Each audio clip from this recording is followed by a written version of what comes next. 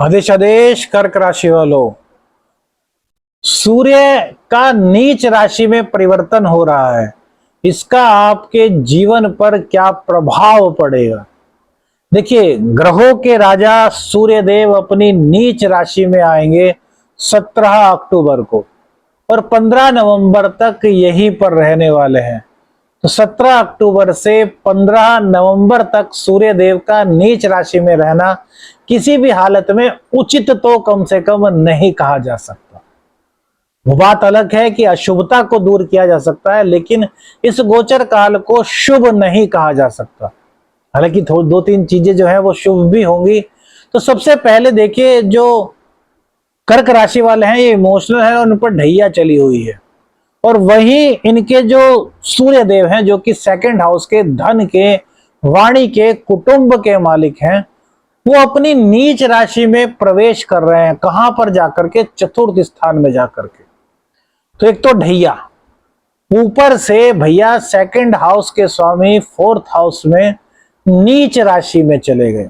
तो क्या क्या दिक्कत आपको हो सकती है, पहले यह बताएंगे। इन दिक्कतों को दूर कैसे किया जा सकता है उसके बारे में भी पूर्ण रूप से बताएंगे। घबराने की आवश्यकता नहीं, क्योंकि यदि मर्ज का समय से पता चला जाए तो फिर उपचार करने में कोई भी दिक्कत नहीं होती। तो हम आपको मर्ज भी बता रहे हैं और उसका उपचार भी बता रहे हैं, घबराइएगा बिल्कुल मत। देखिए, धन भाव के स्वामी, तो धन भाव के स्वामी नीच हो रहे हैं। इसका मतलब क्या है? सबसे पहला कि आप किसी भी रास्ते से धन कमाने में इस दौरान लालायित रहेंगे। आप अच्छे बुरे का भेद नहीं करेंगे।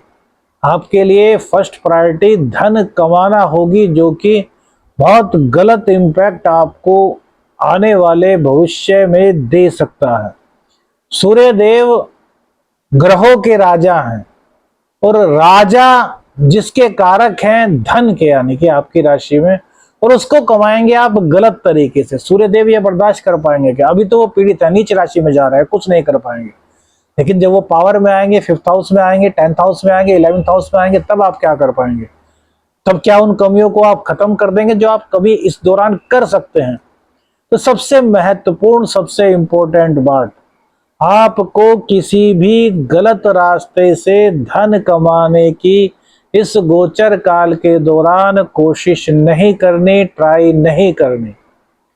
कुटुंबी जनों के प्रति सहृदय रहना है।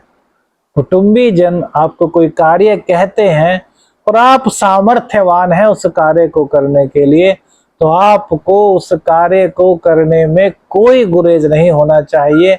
आपको यह नहीं दिखाना कि यार आप तो सब काम मुझ पर ही थोप देते हो, मैं ही क्यों करूं, इसको बोल दो, उसको बोल दो।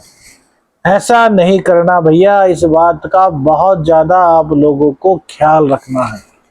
अब देखिए, दूसरी बात, एक बात और आपको बताएंगे कि जब भी कुटुंबी जन हमसे किसी चीज के लिए मांग करते हैं, कोई कार्य करते हैं, तो सबसे पहले हमारे धन भाव को वो मजबूत कर देते हैं। कुटुंब इजिकल टू धन, कि धन के स्वामी भी वही हैं और कुटुंब के स्वामी भी वही लोड होते हैं। तो कुटुंबी जनों की सहायता करने में किसी भी प्रकार का गुरेज आपको इस गोचर काल के दौरान नहीं करना, किसी भी गलत रास्ते से धन नहीं कमाना। दूसरी बात, सुखों के घर में जा रहे हैं, तो यहां पर आपके घर में टेंशन, कलह, अशांति का माहौल इस गोचर काल के दौरान हो सकता है। बेमतलब, बेवजह का कुछ ना कुछ दिक्कत हो सकती है। आपको ऐसा लगेगा कि यार जैसे ही हम घर में प्रवेश करते हैं, आपकी सपोज कीजिए कर्क राशि है और आप अपने घर गए, तो वहां पर बेमतलब में किसी ना किसी बात पर कलह हो जाएगा, आपका मन ही नहीं लगेगा। आपको मन लगेगा कि मन करेगा कि यार घर से बाहर चले जाए। तो यह बहुत जरूरी बात है कि आपको उस कलह को रोकना है।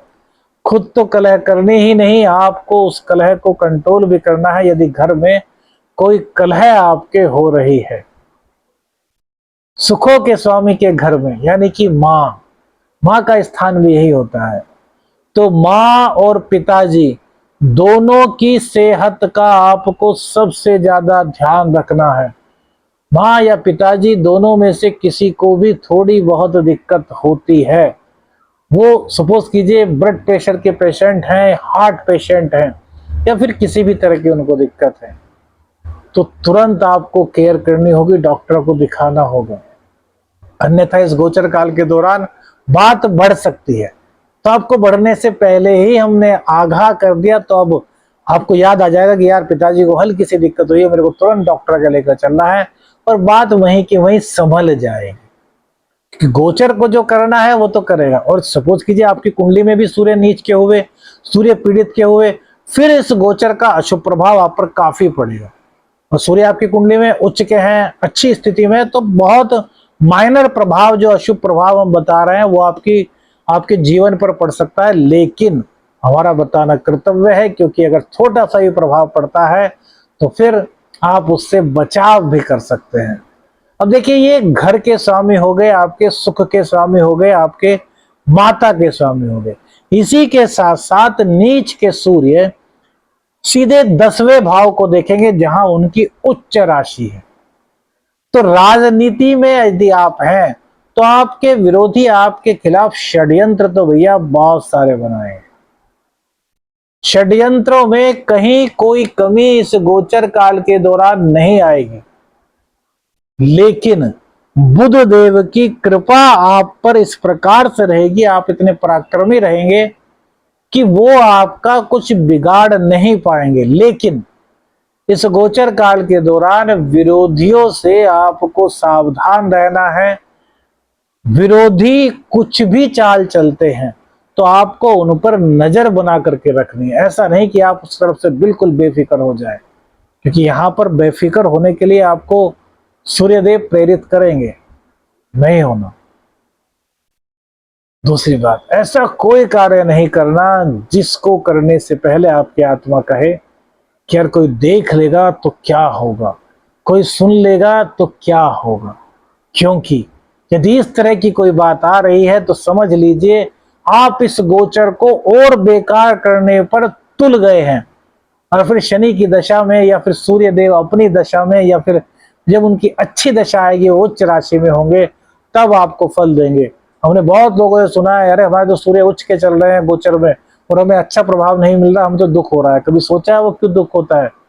क्योंकि जब सूर्य नीच के थे तब आपने कुछ बिना सोचे समझे ऐसे कार्य कर दिए जो नहीं करने चाहिए थे। तो सोच समझकर और बिना सोचे समझे किसी भी तरीके से ऐसे कार्य मत करें कि आगे को आपको दिक्कत का सामना करना पड़े। उपाय क्या करें?